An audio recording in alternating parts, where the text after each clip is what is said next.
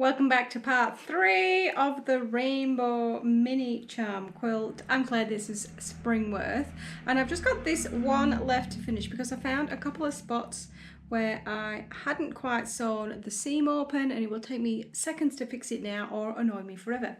I also found one instance where I managed to sew the light fabric on the wrong way, and it's not bad considering how many pieces there are. So let me spin you around, show you where we're up to, and then I will fix this one and I'll start piecing the strips together. When I finish this one strip to go in spot number 10, this is going to be the 12 strips all laid out with the sashing and ready to piece those strips together. So these two will come together kind of concertina through. And I should say, if you love my shawl, it's the colourful from Fibre Expression Arts, and there's some videos on the channel. I knit this 12-18 months ago and only really just starting to wear it. I'm tempted to pull it out and make it again in a single colour, but I'm going with what it is for now, so if you want to go and check that out. Otherwise, let me fix this one up and then let's get sewing. It's just the tiniest spot, and when I iron, I use a safety pin just to mark, because there were a few spots where I hadn't quite got the seam open. And I'll just undo the stitching holding it down so that I can open the seam. And then when I sew, I'll just kind of over sew from maybe halfway down the pink all the way off the white, because that will hold the original stitches in place.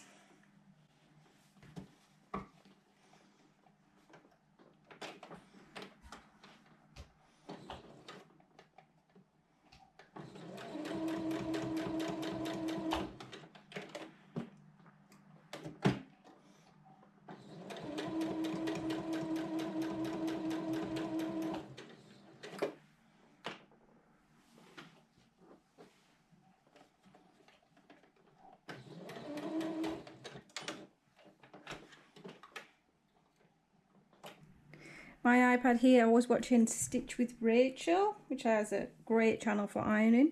So what I'm going to do first is I'm actually going to come through and just make sure all the seams are pressed open. And this is how I find those crossed over seams. I have done this for most of this block or most of this strip already. And also it just really helps as I'm going to be sewing the other side for have these nice and pressed. And hopefully I don't get too many sewn wrong. And then I'm going to flip over.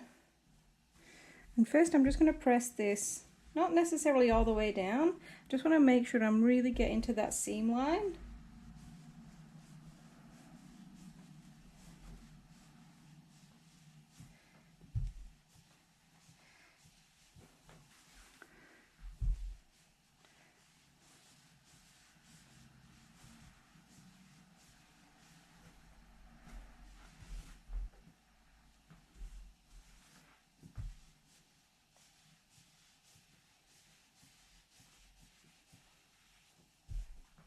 Now I'll finish it off and press it down.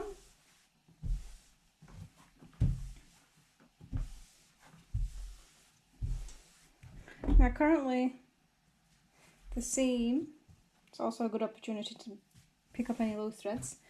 Currently the seam is pressed to one side. So I'll just come through now, and the mini iron is really good for this. And I'll just start I'll hold some tension on the strip, and that really helps me to guide it through and have that pressed open seam.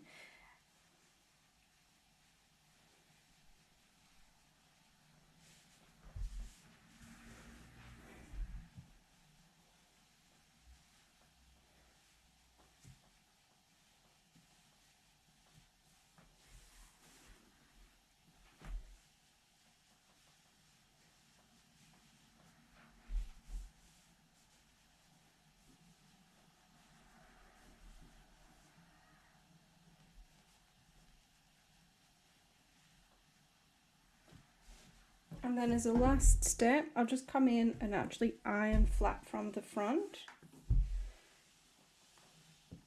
I'm just running my finger up the seam at the back to make sure it's lying flat before I iron it.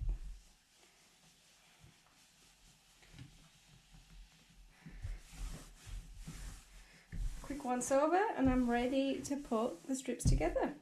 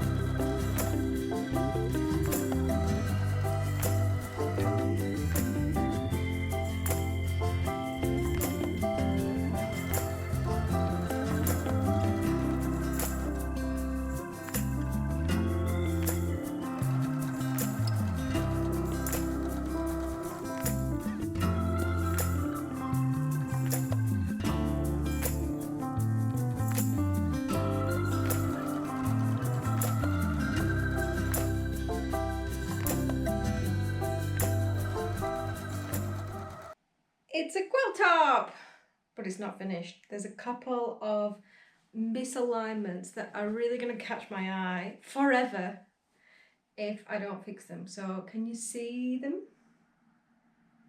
Let me bring you in and I'll show you.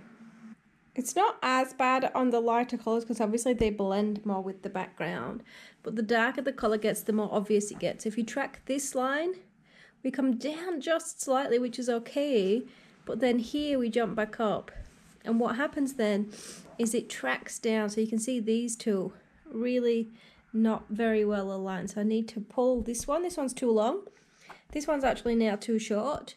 If I correct those two, these then get changed as well. So there's a consequence as I come down of those. So I also have a little bit of a problem in here. If you see, that just isn't aligned, and it's hard because it's not quite flat. So a few to fix, and fixing this one means ripping all the way from the bottom on both sides, fixing this issue and then sewing everything back up. So overall, I'm almost there. Probably got 3 or 4 blocks that are still a challenge, but there is a quilt top and I love how it looks.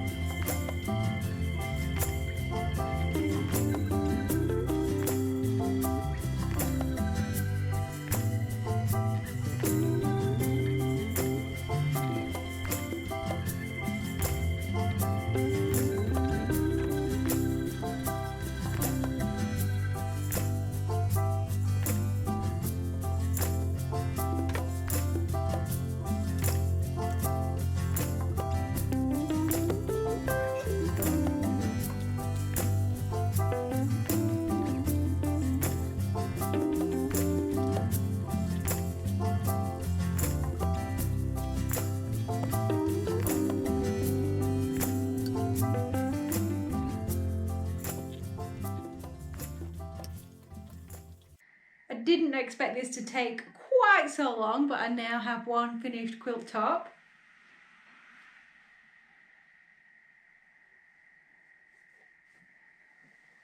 It is not perfectly square, believe me, but this is where I'm going to call it a finish, because I have already pulled out this much thread. This is going to be my reminder to measure twice, cut once. This. Anyway, I'm tempted just to keep that just as a reminder.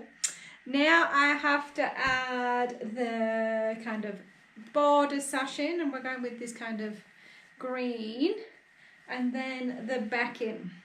What I'm just deciding at the moment is how wide I'd like this kind of border sashing to be, and how wide I want the bias to turn. I am going to try something a little bit different in terms of finishing the quilt, because I don't want to add a separate bias. I wanted to do this when I did my very first quilt, and somebody said to me they didn't think it was possible, but questioning that. So what I'm going to do is I'm going to bring the backing up. I'm not going to trim it to the same size as the quilt. Imagine I've done all the quilting on this. And then what I'm going to do is I'm going to fold down. I'm just going to do a double fold like you would a rolled hem from the back. And I feel like then if I tack that down with a ladder stitch, it would be a perfectly good binding.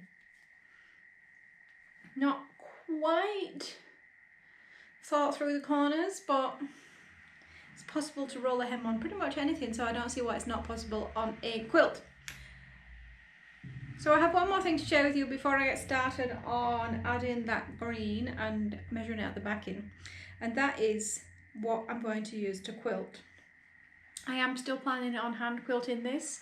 It's going to be flowy, just to kind of break up some of that geometrics, and it's going to be in this beautiful variegated thread. And if I can read through the thing, it is the Threadworks 20 yards of 100% cotton, and I'm going to use a couple of strands. It is stranded.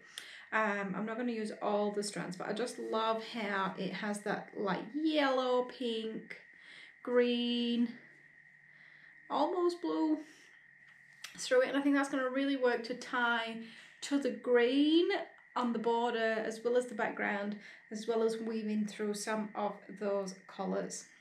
I'm pretty sure the quilt measures 37 inches, or will when it's finished, so I'm thinking if I add 3 inches I'll have a perfect 40 by 40 square, which would just please the mathematician in me. And I'm just trying to decide if I make that equal between the green and the binding / back, or if I put more green on it. But you're going to have to stick around to figure out what that is, because I've not figured it out yet.